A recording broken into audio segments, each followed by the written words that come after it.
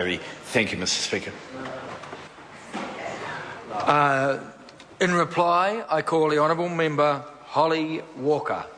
Tēnā koe, Mr. Speaker, tēnā koutou anō te whare. I'd like to thank members from across the House for the support indicated tonight for the Lobbying Disclosure Bill to be referred to the Government Administration Committee for further consideration. I'm delighted that we'll have the opportunity to progress this bill to the next stage. As I articulated in my first call, the bill aims to bring a measure of transparency to lobbying activity in New Zealand and to enhance trust in the integrity of Parliament and political decision-making. It is consistent with recent moves to increase the transparency and independence of MP salaries and expenses, and with an international trend towards the establishment of lobbying disclosure regimes. I want to thank those members who chose to engage constructively in the debate tonight and who heard the principles I outlined in my first speech and took those on board. I want to thank the Honourable Member Charles Chauvel for his supplementary order paper, but let him know that I will not be referring this along with the bill to the Select Committee. As I outlined in my opening speech, I expect the bill to be substantively amended by the Select Committee, and I flagged in my opening speech some of the areas which I believe warrant further attention, including the concerns of NGOs and smaller organisations.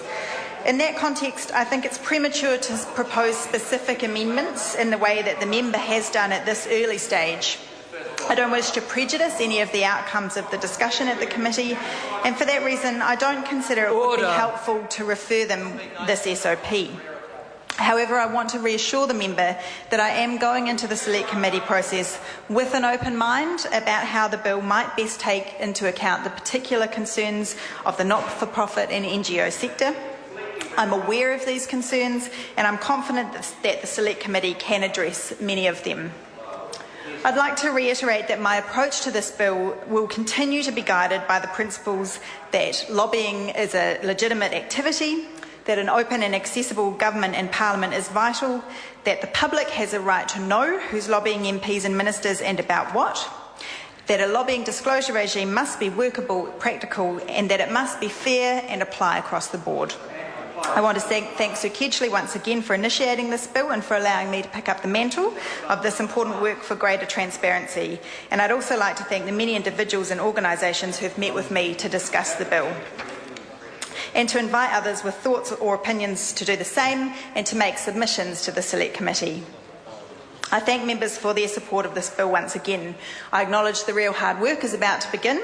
And I'm looking forward to that, engaging in discussions at the Select Committee to secure the best possible legislation for an open, transparent, practical and fair regime for the public disclosure of lobbying activity in New Zealand. Once again, I commend this bill to the House. The question is that the motion be agreed to. Those of that opinion will please say aye. To the contrary, no. The ayes have it. Lobbying Disclosure Bill, first reading. The question is, Honourable Members, that the Lobbying Disclosure Bill be considered by the Government Administration Select Committee. Those of that opinion will please say aye. To the contrary, no. The ayes have it. A point of order, the Honourable Member Gareth Hughes. Mr. Speaker, since the Holly Walker's bill has finished, I seek leave for the House to suspend a few minutes early so we could resume at 9 a.m. tomorrow.